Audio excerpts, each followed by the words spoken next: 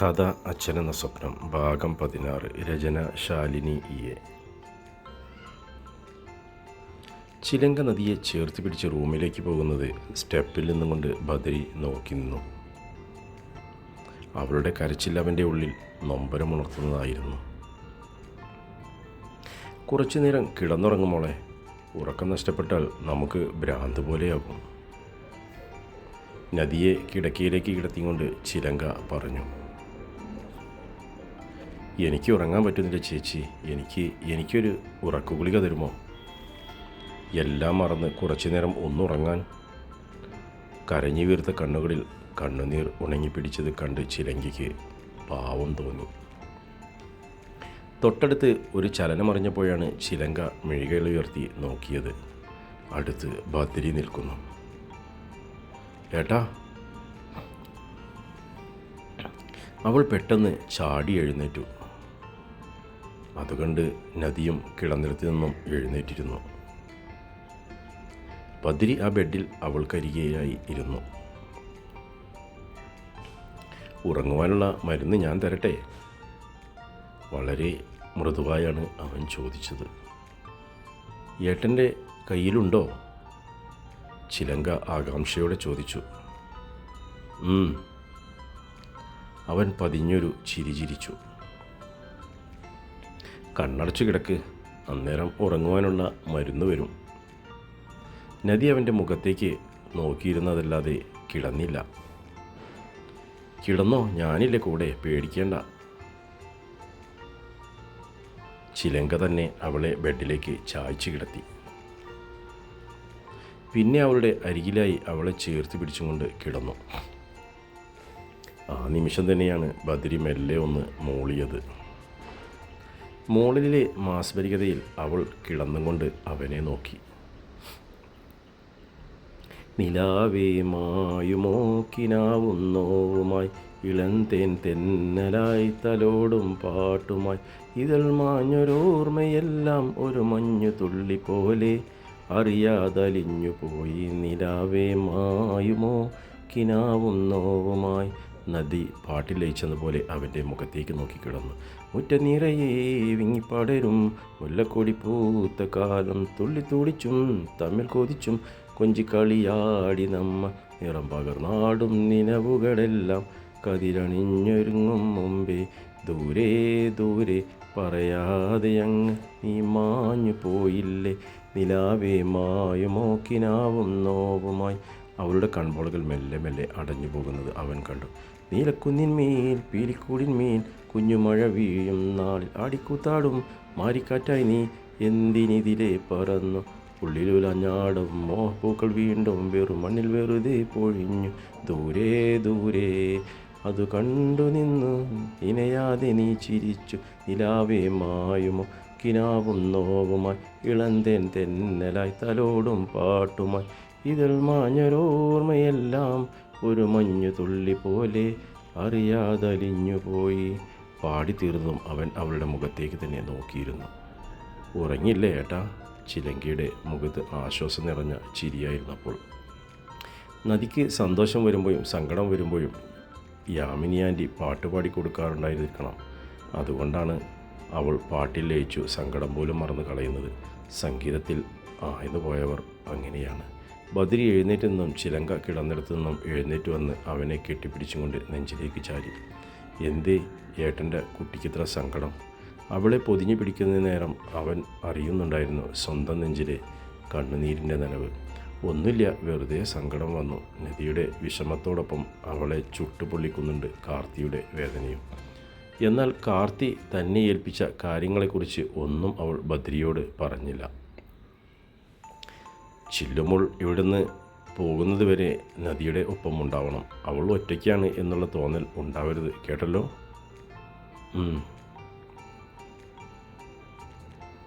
ചിലങ്കയുടെ നെറ്റിയിൽ ഒന്ന് ചുണ്ടു ചേർത്തതിന് ശേഷം ബദരി റൂമിൽ നിന്നും ഇറങ്ങിപ്പോയി. ചിലങ്ക കണ്ണുകൾ തുടച്ചതിന് ശേഷം നദിയെ നന്നായി പുതപ്പിച്ചു. പിന്നെ അവൾ ഇന്നലെ കൊണ്ടുവന്ന് വെച്ച ബാഗെടുത്ത് അതിലെ ഡ്രസ്സുകൾ സെൽഫിനുള്ളിലേക്ക് വയ്ക്കാൻ തുടങ്ങി. അധികം ഡ്രസ്സുകളും ഒന്നും അതിലില്ലെന്ന് അവൾ ഓർത്തു. ഉള്ളതൊന്നും പുതിയവ ആയിരുന്നില്ല. ഇത്രയും വലിയൊരു പാട്ടുകാരൻ്റെ മകൾ, കോടാനുകൂടിയ ആസ്തിയുള്ള ബിസിനസ്സുകാരൻ്റെ മകൾ, അവളുടെ ഡ്രസ്സുകളാണ് ഈ കാണുന്നത്.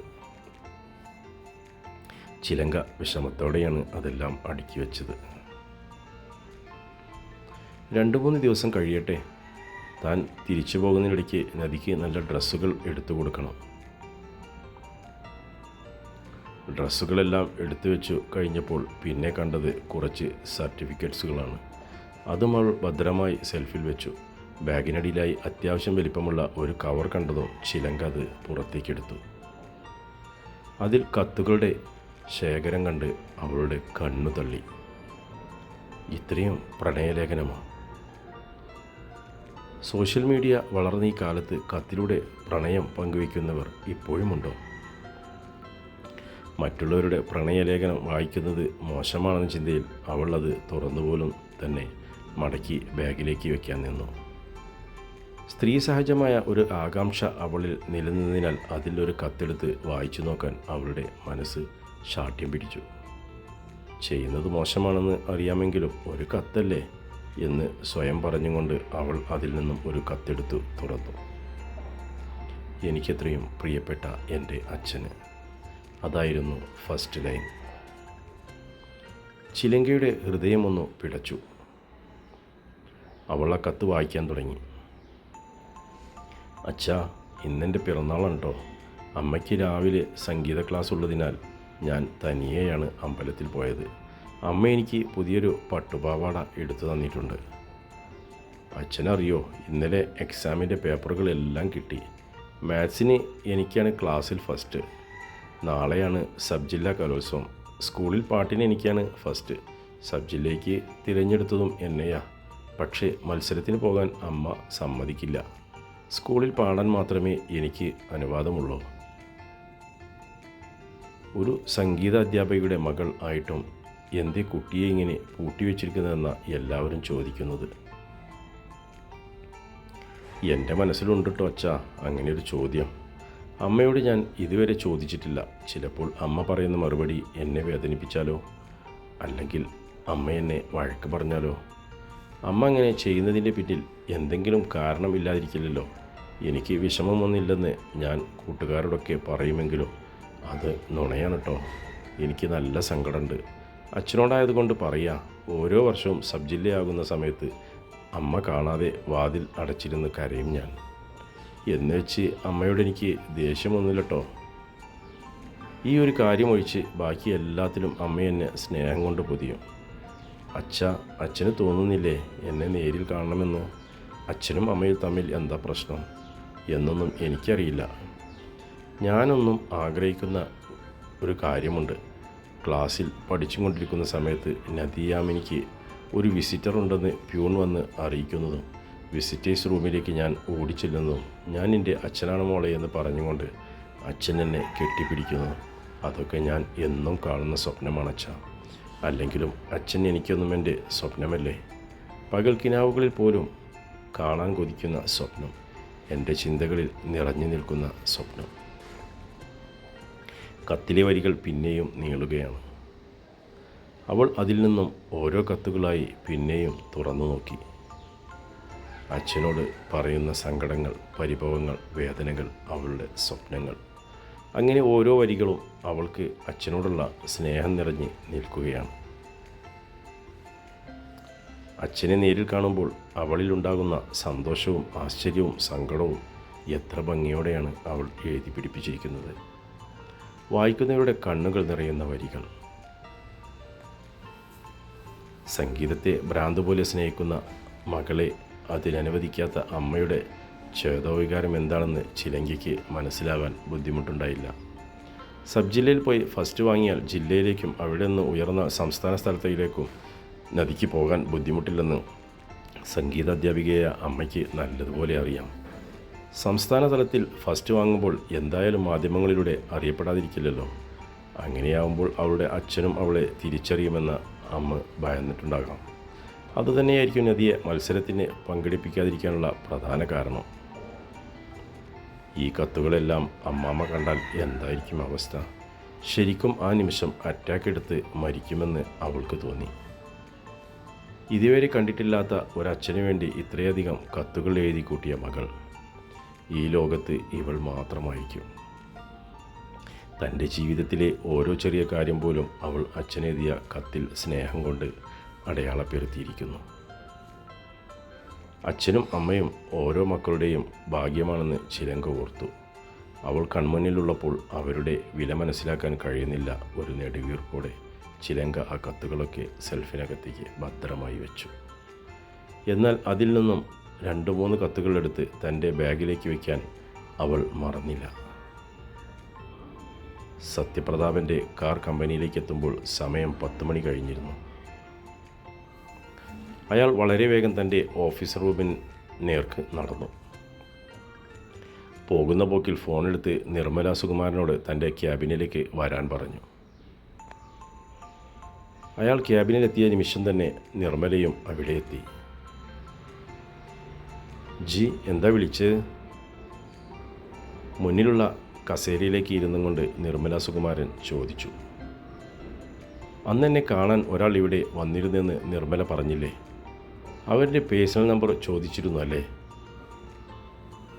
ഉവ്വ്, ചോദിച്ചിരുന്നു. അങ്ങനെ കൊടുക്കാൻ അവകാശമില്ലാത്തത് കൊണ്ടാണ് ഞാൻ കൊടുക്കാതിരുന്നത്.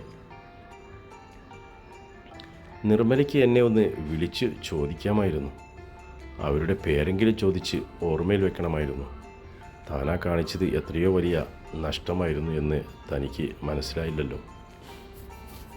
നിർമ്മലയ്ക്ക് ആകെ ഒരു വെല്ലായ്മ തോന്നി. ജി, അവരാണ് ഇതിൻ്റെ പേരിൽ എനിക്ക് എന്തെങ്കിലും പ്രശ്നമുണ്ടാകുമോ? അവരുടെ സ്വരത്തിൽ ആകുലത നിറഞ്ഞിരുന്നു. CCTV ഫുട്ടേജിൽ നിന്നും അവരിവിടെ വന്നത് കാർത്തി അറിഞ്ഞാൽ അന്നുണ്ടാകുന്ന ഭൂകമ്പം എന്താണെന്ന് എനിക്ക് പറയാൻ കഴിയില്ല. ജി, ഇതിൽ എന്താണ് ഇത്ര വലിയ കാര്യം? പലപ്പോഴും നിങ്ങളെയൊക്കെ അന്വേഷിച്ച് പലരും ഇവിടെ കയറി വരാറുള്ളതല്ലേ. അന്നൊന്നുമില്ലാത്ത പ്രശ്നങ്ങൾ ഇന്ന് ഉണ്ടാകുമെന്ന് പറയുന്നതിൽ എന്തിനാണ്? അന്നെല്ലാം വന്നതുപോലെയുള്ള ഒരാളല്ലല്ലോ കഴിഞ്ഞ ദിവസം ഇവിടെ വന്നത്. നിർമ്മല കാര്യമൊന്നും മനസ്സിലാകാതെ പ്രതാപൻ്റെ മുഖത്തേക്ക് നോക്കി. ആ പെണ്ണും കാർത്തിക് സാറും തമ്മിൽ എന്താ ബന്ധം? ഒന്നാമത് അവർ കാർത്തിക് സാറിനെ കാണാനല്ല വന്നത്, പ്രതാപ്ജിയെ കാണാനാണ്. പിന്നെ എന്തിനാണ് കാർത്തിക് സാറിന് ഇക്കാര്യത്തിൽ ദേഷ്യം വരുന്നത്? ചില കാര്യങ്ങൾ അങ്ങനെയാണ് നിർമ്മല. നമ്മൾ നിസ്സാരമായി തള്ളിക്കളയുന്നതാവും വാളിൻ്റെ രൂപത്തിൽ നമ്മുടെ തലയ്ക്ക് മുകളിൽ തൂങ്ങിക്കിടക്കുന്നത്. ഒന്ന് അനങ്ങിയാൽ പോലും ആ മൂർച്ചയുള്ള വാൾ നമ്മുടെ മേലെ വന്നു പതിക്കും. പ്രതാപ് പറഞ്ഞതൊന്നും മനസ്സിലാക്കാതെ നിർമ്മല അയാളുടെ മുഖത്തേക്ക് തന്നെ നോക്കിയിരുന്നു. എത്ര ആലോചിച്ചിട്ടും അതിൽ താൻ ചെയ്ത തെറ്റെന്താണെന്ന് മാത്രം അവൾക്ക് മനസ്സിലായില്ല. നിർമ്മല ഒന്ന് മനസ്സിൽ കുറിച്ചിട്ടുള്ളൂ. അന്ന് വന്നവളുടെ പേര് യാമിനി എന്നാണ്. അവളിന്ന് ഈ ഭൂമിയിലില്ല. നിൻ്റെയും എൻ്റെയും അശ്രദ്ധ മൂലം മരണത്തെ സ്വയം ഭരിച്ചു. ഒരു ഞെട്ടലോടെയാണ് നിർമ്മല അത് ശ്രവിച്ചത്. അന്ന് തന്നെ കാണാൻ വന്നവൾ മരിച്ചുപോയി എന്നത് നിർമ്മലയ്ക്ക് വിശ്വസിക്കാൻ കഴിയുന്നില്ലായിരുന്നു. തുടരും കഥയുടെ അടുത്ത ഭാഗം നാളെ ഇതേ സമയം.